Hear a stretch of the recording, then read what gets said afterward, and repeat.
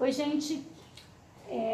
A pedidos aí, eu recebi a lista de vocês, de torção, eixo de transmissão, e alguns alunos falaram que estavam com dificuldade nessa matéria e pediram mais exercício. Então, vamos mais um vídeo sobre exercício de torção, tá? Eu dou uma enxugada nos enunciados, porque eu não quero tomar muito da lousa minha, que já é pequena, com enunciados muito extensos. Então, eu estou tentando ser um pouco mais sucinta, tá? Alguns toques são exercícios nas polias dessa estrutura abaixo. Considerando que o eixo que liga essas polias são maciços, eu quero a máxima tensão dos alagamentos nos trechos AB e BC, que obviamente eu não indiquei aqui quais são, né? Então vamos lá. A, B e C. Então eu quero tensão de saneamento no trecho AB e no trecho BC. Esses exercícios vocês vão se deparar bastante com eles em várias biografias. O que é importante é que, para determinar a tensão, eu preciso do torque. E se vocês perceberem, eu tenho 3 torques distintos aplicados ao longo dessa estrutura. Vocês sempre vão ter que pensar no equilíbrio da peça. Vocês vão ter que cortar um trecho qualquer do seu eixo. E como a estrutura está em equilíbrio, vocês vão olhar ou para um lado ou para o outro desse corte para determinar o torque resultante. Sempre assim. Então, por exemplo, no trecho AB, eu comecei calculando as características geométricas, tanto do trecho AB quanto do trecho BC, que são dados que independem, né? E aí a gente já calcula, já fica livre disso. Então, eu calculei um momento de inércia polar para esse eixo que tem um diâmetro de 30 milímetros, então vai ter um raio de 15 milímetros, transformei tudo para metro. E no trecho BC eu fiz a mesma coisa, só que aqui o diâmetro é de 40 milímetros, então o raio é de 20 milímetros. Apliquei a forma, calculei o momento de inércia polar, reserva aqui. Agora, a única coisa difícil nesse exercício é determinar esse torque. Então eu faço um corte aqui no trecho qualquer do eixo AB e olho à esquerda ou à direita. Vocês vão perceber que essa resultante sempre vai dar a mesma. Se eu cortar e olhar para a esquerda, eu só tenho um torque, que é o torque de 400 Nm/m. Se eu cortar e olhar à direita, eu tenho 2 torques. Se você tem mais do que um, você tem que fazer a resultante deles. E aí você vai ter 1.200 num sentido, 800 no outro, essa resultante vai dar os mesmos 400. Então, torque no trecho AB, 400. No trecho BC, a mesma coisa. Você corta e pode olhar para a direita ou olhar para a esquerda. Você pode sempre olhar por onde seja mais rápido resolver o exercício, onde você tem que fazer menos conta. Não pode cortar aqui e olhar para a direita, você vai achar o torque já direto, de forma direta, 800 Nm/m. Se cortar e olhar para a esquerda, vai ter que fazer a resultante entre esses dois, sem problema. Aí, gente, tem um momento de inércia polar, tem o torque, é aplicação direta de fórmula. Torque vezes a distância. Como você quer a máxima tensão de saneamento, o C vai ser a distância, a maior distância medida a partir do eixo do centro. E a maior distância medida a partir do eixo do centro, aqui, né, o eixo, é um ponto que esteja aqui no perímetro externo. Então, esse C aqui vai ser o raio. Então, para o trecho AB, 15 milímetros. Para o trecho BC, 20 milímetros. E aí, aplicação direta. E o torque vezes o raio dividido por um momento de inércia polar. Tensão de cisalhamento máxima para o eixo do trecho AB, 75,45. Como aqui a gente está trabalhando em metro, esse valor deu maior, né? Deu vezes metro, por metro quadrado. Eu multipliquei, dividi por 1000 para transformar em megapascal, porque esse valor já dá bem grande, dado 75 milhões. Aqui é a mesma coisa. Esse número dá bem grande, eu dividi por 1 milhão para transformar em megapascal. O cachorro tá latindo, né? Desculpa aí. Oi. Segundo exercício. O eixo AB tem diâmetro de 30 milímetros e é feito de aço com tensão admissível e cisalhamento de 90 MPa. Esse trecho aqui. O trecho BC tem diâmetro de 50 milímetros e é feito de alumínio com tensão admissível e cisalhamento de 60 MPa. Determine o maior torque a ser aplicado aqui no ponto A. Bom, são características geométricas diferentes, calculei o momento de inércia polar para cada trecho. No trecho AB, diâmetro de 30, tem um raio aqui de 15. E para o trecho BC, o diâmetro de 50 vai ter um raio aqui de 25 milímetros. calculei os dois momentos de inércia polar, π raio a quarta sobre 2. Muito bem. Eu peguei aqui a forma que a gente usa para calcular a tensão de cisalhamento e isolei nela o torque, que é o que está sendo pedido, tá? A tensão de cisalhamento é T vezes C dividido pelo momento de inércia polar. O torque vezes o raio dividido pelo momento de inércia polar, isolo o torque, e esses são os parâmetros que eu vou utilizar para poder calcular esse torque. Então vamos lá, para o trecho AB. A tensão de cisalhamento para o trecho AB é 90 megapascal, está aqui, 10 a sexta. O momento de inércia polar a gente calculou, 7,95. O raio aqui, no caso, a tensão de cisalhamento máxima é o raio, é 15 milímetros por diâmetro de 30. Eu acho o torque, aí é só minhas unidades. Aqui está em newton por metro quadrado, aqui está metro a quarta, aqui está metro. Quando vocês fizerem as simplificações, vai sobrar newton vezes metro aqui, 477. Faço a mesma coisa, só que agora para o trecho BC. Vou colocar a tensão de cisalhamento do trecho BC, que é 60. O momento de inércia polar que a gente calculou para o trecho BC, que está aqui. E o raio do trecho BC, que é 25, o diâmetro dele é de 50. Quando eu calculo esse torque, eu acho um torque maior, de 1472,62. Como você quer o máximo torque a ser aplicado em A, qual dos dois você vai utilizar? O menor, né? Então aqui, entre esses dois, nós vamos escolher o torque de 477, porque ele atende às duas condições. Esse torque de 477 leva a uma tensão de cisalhamento de 90. Se você aplicar o torque de 1472, obviamente, como o torque, a tensão de cisalhamento é diretamente proporcional ao torque, se você aumentar esse torque para 1472, obviamente que essa tensão de cisalhamento vai ser maior do que 90, e sendo maior do que 90, rompe esse material por cisalhamento. Então a gente não pode aplicar o torque maior, sendo que o limite para o trecho AB é de 477. Então, nesse caso, o máximo torque, 477 newton por metro. Beleza?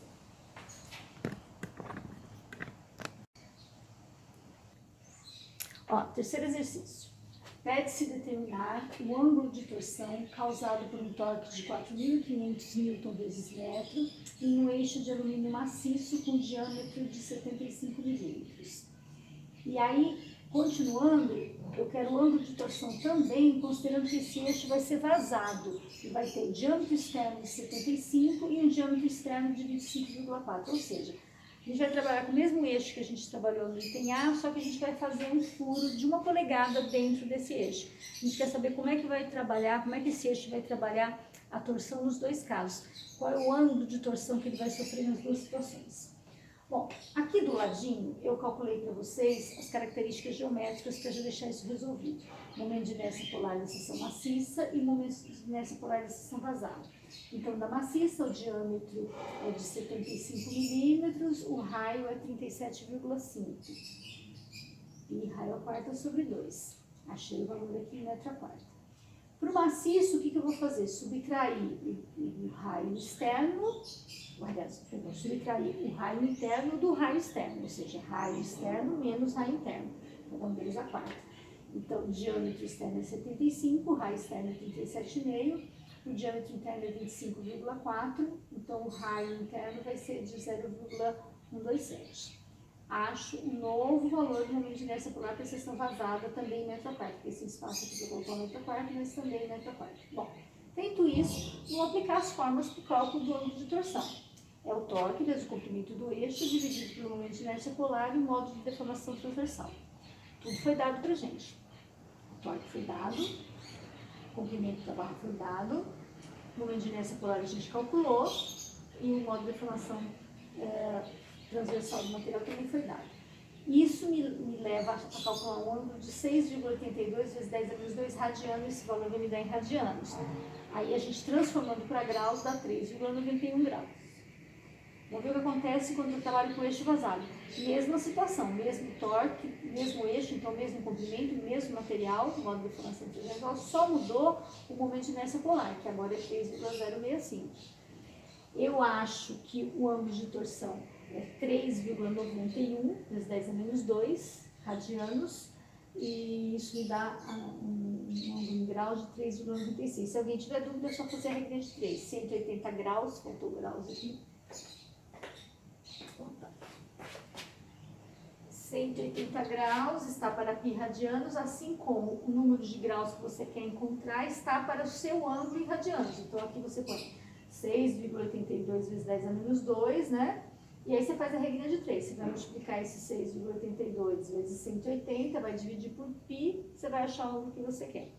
Então, se vocês perceberem, gente, esses dois ângulos são muito parecidos. Eles têm a mesma ordem de grandeza, mas a gente está com um tubo, no caso o tubo vazado, com bem menos material, porque o diâmetro externo dele continua valendo 75. Eu só fiz um furo aqui no meio. E vocês vão perceber que nos casos de torção, os eixos vazados são sempre mais eficientes, porque esse núcleo aqui, ele trabalha muito pouco a torção. Quem trabalha a torção são os pontos mais distantes do eixo, do eixo da peça, né? Então, esse núcleo aqui vai trabalhar muito pouco. A quantidade de material que se encontra mais distante do eixo longitudinal do seu eixo é que vai trabalhar. É que para se fabricar um eixo vazado, o pessoal acaba não fabricando, acabam se usando o eixo maciço. Só se usa eixo vazado quando ele já está vazado, porque se você tiver que fazer esse furo, isso acaba sendo muito oneroso e o pessoal acaba trabalhando com eixo maciço. Mas sem dúvida os vazados são mais eficientes. Bom, exercício 4. Um eixo de aço vazado, módulo de deformação transversal do aço 77 gigapascal e tensão admissível de 50 MPa, gira a 240 RPM, então essa é a frequência. O que eu estou querendo determinar? A potência a ser transmitida e o ângulo de torção desse eixo. As características do eixo são aqui: ele é um eixo vazado, o diâmetro externo dele é de 60 milímetros, o diâmetro interno dele é de 25 milímetros. O eixo mede 5 metros e está submetido a um torque, tá? Então, o item A pede a potência a ser transmitida. Como é que a gente determina a potência? A gente precisa da frequência e precisa do torque. Eu não tenho torque, então a primeira coisa que eu tenho que fazer é buscar nas fórmulas que eu conheço um meio de determinar o torque com as informações que eu tenho.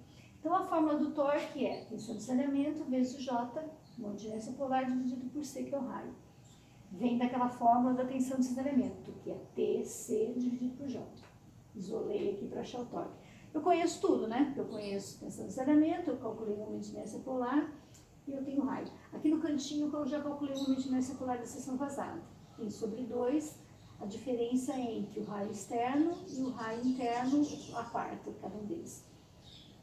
Então, achei o valor aqui em metro a quarta. Bom, se eu conheço tudo, vamos calcular, né? Tensão de cisalhamento, porque é 50. 50 vezes 10 a sexta, um zero a mais aí. Vezes o momento de inércia polar, que foi calculado aqui, dividido pelo raio sempre externo aqui, tá? Se a seção é vazada, esse C aqui da fórmula é sempre o raio externo. Então, no caso, os 30 milímetros. Calculo isso aqui, o meu torque vai dar 2.056,67 newton vezes metro, porque está tudo em newton as forças e os comprimentos em metro. Muito bem, tendo torque, aí eu posso vir nessa fórmula e calcular a potência. Trabalhando no sistema internacional, eu só aqui do lado eu transformei a frequência para o sistema internacional, que é o trabalhar com R, rotações por segundo, que é o nosso Hertz. Então, eu peguei as minhas rotações por minuto, que foram dadas, dividi por 60. E aí eu achei rotações por segundo, ou seja, 240 dividido por 60 para 4, isso aqui vai dar 4 sobre segundo. 4 sobre segundo, ou seja, valor sobre segundo, segundo a menos 1, é a definição de Hertz. Então, a minha frequência é de 4 Hertz. Então, eu venho aqui e substituo tudo que eu conheço. 2π vezes, aqui está a minha frequência, que é Hertz, 4 sobre segundo, vezes o meu torque, que é 2.056,67 newton vezes metro. Então, eu tenho newton vezes metro dividido por segundo, essa é a definição de watt. Então, o valor aqui, 2π vezes 4 vezes 2.056, dá 51.000 e alguma coisa. Então, seriam 51.690 watts. Eu dividi por 1.000 para expressar esse valor em quilowatts, tá? O item B é o ângulo de torção, aí é muito parecido com o exercício que a gente fez anterior. A forma do ângulo de torção é o torque, o comprimento do eixo 5 metros, o momento de inércia polar a gente já calculou, o modo de deformação transversal foi dado no enunciado 77, tudo aqui está em sistema internacional. Esse ângulo vai sair em radianos, transformando para grau 6,2 graus. Para transformar, lembra sempre, é só fazer a regrinha de 3 π radianos, são 180 graus, então a quantidade de anos que você tem são x. É só pegar o seu valor, multiplicar por 180 e dividir por π, você transforma o seu grau em radiano para graus, a sua unidade dividida em radianos para graus, tá bom? Eu acho que sim. Gostaria que vocês acompanhassem esses exercícios agora, tirassem as dúvidas comigo e me dessem um parecer se a gente pode tocar a matéria. Eu fiz uma tentativa de trabalhar com o Teams, com uma outra turma, não com vocês, e assim, eu tive problemas, porque o Teams ele é muito bom para a gente trabalhar com slide. Então, se você tiver todos os seus slides no PowerPoint, ele é um bom método de trabalhar com os alunos.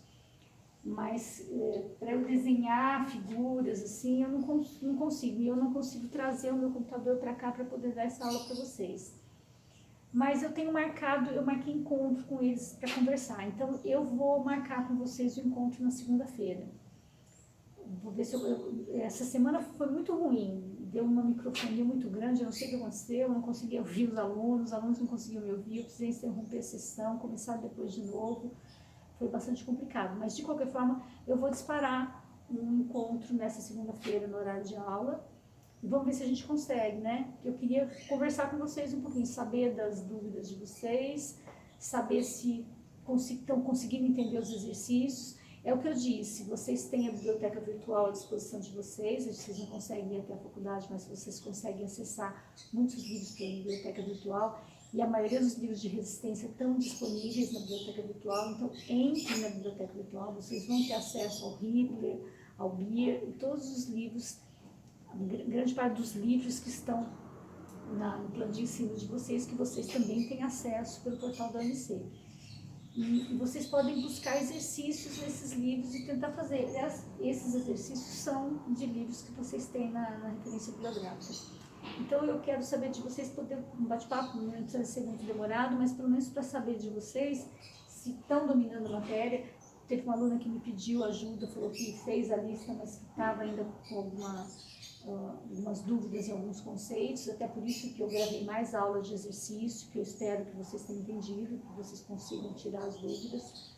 Basicamente é substituição direta de fórmula, né?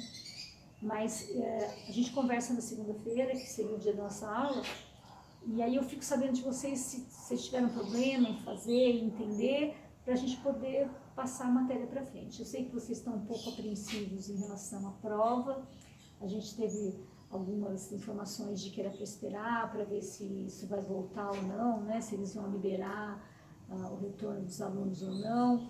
Eu particularmente estava achando que não, mas estou gravando esse vídeo hoje, que é quarta-feira, e se vocês estão acompanhando na internet, o ministro da Saúde está por um triz de cair, acho até que talvez já tenha caído nesse tempo que eu esteja dando essa aula para vocês, e eu acredito que entrando um outro ministro, pela postura que o nosso presidente está, é de que ele vai liberar muita coisa e pode até ser que ele volte e libere as aulas. Eu sinceramente acho que seria um erro, mas talvez volte.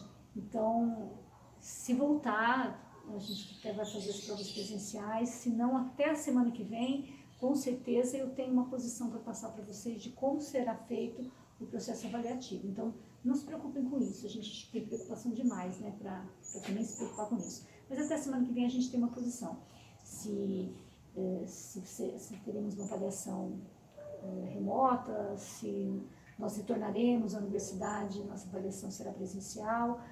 E se ela for remota, o que eu posso adiantar para vocês é que as listas de exercícios de vocês comporão a média de vocês, sim. Eu não vou desconsiderar, vou considerar um peso considerável nessas listas. Mas vamos aguardar, acho que vamos aguardar até semana que vem. Semana que vem eu tenho uma posição concreta para falar sobre o processo de avaliação, tá bom?